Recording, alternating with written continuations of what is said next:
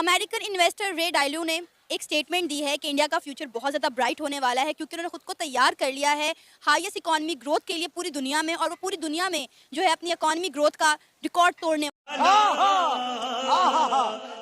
India की तरक्की growth कर रही है ना, उस तरीके से पाकिस्तान उतना ही पीछे आ रहा है कि इस बात में भी रियलिटी हो सकती है। ये हुई ना बात। तो इंडिया इतनी तरक्की कर चुकी है, इतना ताकतवर देश है, इतना आगे बढ़ चुका है, तो इस पर पाकिस्तानी जाहिल क्या कहते हैं, तो इस पर पाकिस्तानी जाहिलों के क्या रिएक्शन आते हैं, तो चलिए वीडियो में देखते हैं। अमेरिकन इन्वेस्टर रे डायलू ने एक स्टेटमेंट दी है कि इंडिया का फ्यूचर बहुत ज़्यादा ब्राइट होने वाला है क्योंकि उन्होंने खुद को तैयार कर लिया है हाईएस्ट इकोनॉमी ग्रोथ के लिए पूरी दुनिया में, और वो पूरी दुनिया में जो है अपनी इकोनॉमी ग्रोथ का रिकॉर्ड तोड़ने वाले हैं। क्या कहेंगे आप? मुझे तो लगता है कि शायद 70-80% रियलिटी लगती है, क्योंकि जिस तरीके से देखा जाए इंडिया की तरक्की ग्रोथ कर रही है ना, उस तरीके से पाकिस्तान उतना ही पीछे आ रहा है। उसकी वजह यह है कि देखें इंडिया के अंदर जो है ना, मतलब कि फ़र्ज़ करें उनका एक नरेंद्र मोदी है, और अभी कुछ दिन पहले उन्होंने बताया कि वो इंडिया जो है वो कार प्रोडक्शन के अंदर 3rd नंबर पर आ रहा है।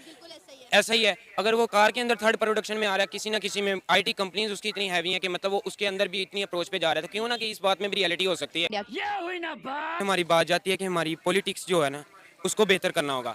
जितने हमारे दूसरे मुल्कों के साथ मतलब के तल्लुकात अच्छे होंगे उतना ही हमारे लिए फ़ायदा है।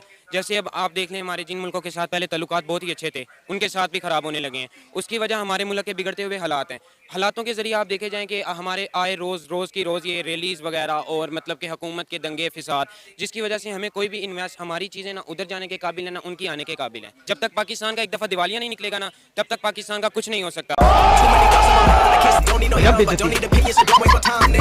आप देख लें कि रोज़ आए हमारे यहाँ पर मतलब कि जल से जुलूस होते हैं। उसकी वजह यही है कि हमारा आज का नौजवान ना समझने को। इसकी बात सीधी सी है कि जब तक हमारी आवाम ठीक नहीं ना होगी उस तक हमारे ऊपर वाले हुक्मरान भी ठीक नहीं होंगे। इंडिया की तरक्की का कामयाबी का राज क्या है?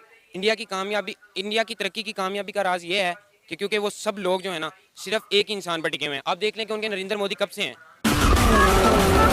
तेरा बाप है ना, हमारे लोग यहाँ पर रोज़ की रोज़ उसको चेंज करने के लिए, उसको चेंज करने के लिए लगे हुए हैं। किसी एक को ऐसे मौका देकर देखना चाहिए, होते सब अपने फ़ायदे के लिए, क्या पता कोई अवाम के फ़ायदे के लिए काम कर जाए। हम यहाँ पर कुर्सी की जंग लड़ रहे और इंडिया जो है वो तरक्की की राह पर गामजन, और कहाँ से कहाँ पहुँच गए।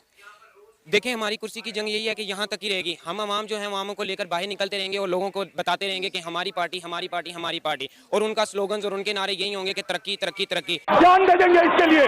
आने वाले वक्तों में क्या पता कि इंडिया जो है वो चाइना से भी आगे निकल जाए। चाइना की सही है, वो बहुत सारी चीजों में चाइना को पीछे छोड़ रहा है। क्या बात। वो शुरू से इतनी मेहनत कर रहे हैं और वो आईटी में आगे निकल गए हैं। वहाँ डेमोक्रेसी है और साफ सी बात है उन्होंने स्टडी के ऊपर फोकस किया है। शुरू से ही पाकिस्तान हिंदुस्तान जब बनने लगा था तो उनका फोकस इंग्लिश सीखने पे और टेक्नोलॉजी पे और स्टडी के ऊपर था, और ये तो हमारा इस्लाम भी कहता है कि हमें मुकाबला करना पड़ेगा हर प्लेटफॉर्म के ऊपर। तो जैसे उनका राइट बनता है, उन्होंने मेहनत की और चीज़ पर फोकस दिया, वर्क किया, तो वो बन गए हैं, वो आगे निकल गए हैं। आपने 1947 की बात की है कि उनका जो फोकस था वो एजुकेशन पे था, हमारा फोकस किस चीज पे था? हमारा वो क्या कहते हैं फिरकाइज्म के ऊपर ज्यादा फोकस है। ऐसे नमाज नहीं पढ़नी, ऐसे पढ़नी है, वो काफर। ये कर लो पहले।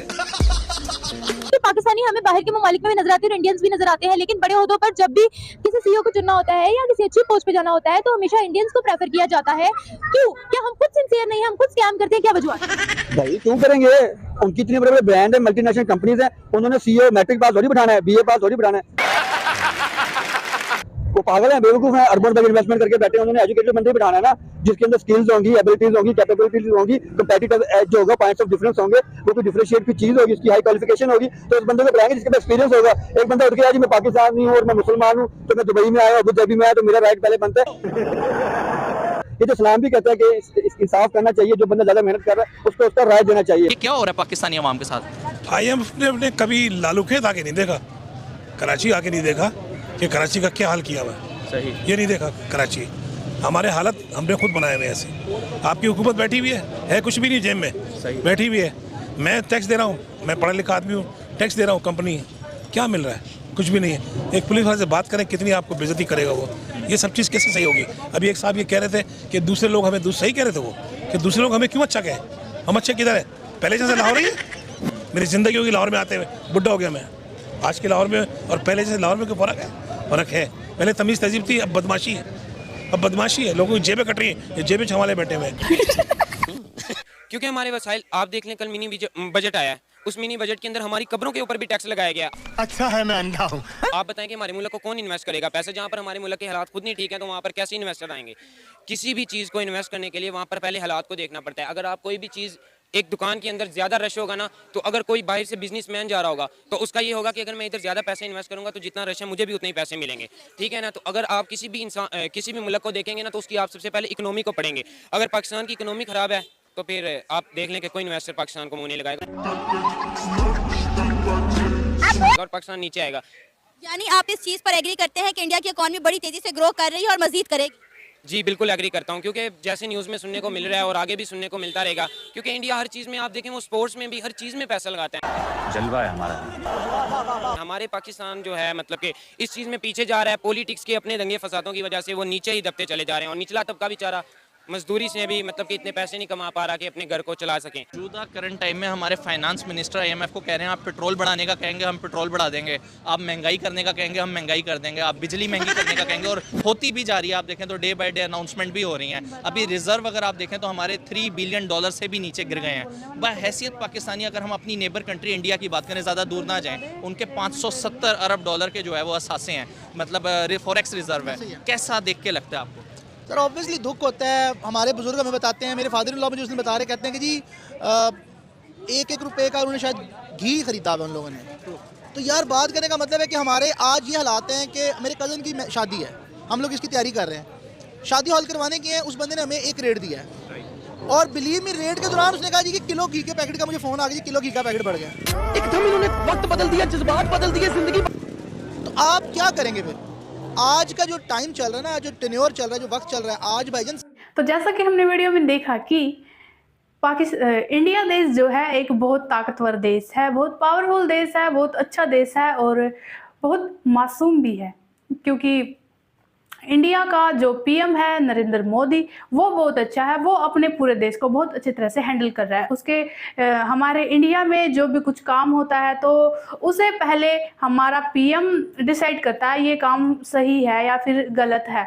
तो वो डिसाइड करेगा कि हमारे जो इंडियंस हैं इनके लिए ये काम सही है या फिर गलत है, तो फिर उसके कहने या ना कहने से वो काम होता है। और पाकिस्तान में ये है कि उनका तो PM ही उन जाहिलों का साथ ही नहीं देता, क्योंकि उनके PM ने ही वहाँ की महंगाई बढ़ाई हुई है। वो दूसरे देशों का कर्जा वापसी करने के लिए उसने अपने ही देश में जो महंगाई बढ़ा दी और वहाँ के लोग अलग अलग सरकार बुलाते हैं, तो उन्हें पहला PM अच्छा नहीं लगा तो भी उसके लिए अर्जी लगा दी, फिर दूसरा अच्छा नहीं है, तीसरा अच्छा नहीं है, ऐसे ही बदलते रहते। तो वहाँ के हालात बिल्कुल ख़राब है और पाकिस्तान के इतने ख़राब हालात है कि वहाँ पर जो आदमी मर जाए उसको दफन करते हैं, वही उसको कब्र में ले जाया जाता है। तो उनकी सरकार इतनी गिरी हुई है, वहाँ कब्र में दफनाते हैं आदमियों को, तो उसने उस आदमी के ऊपर भी टैक्स लगा दिया, वही कब्रों पर भी टैक्स लगा दिया। तो पाकिस्तानी इतने गिर गए हैं। इंडिया के इतने अच्छे हालात हैं और पाकिस्तान के इतने बुरे हालात हैं। तो इस पर आप लोगों का क्या कहना है हमें कमेंट करके ज़रूर बताना और वीडियो को लाइक एंड सब्सक्राइब ज़रूर कीजिएगा। तब तक के लिए जय श्री राम।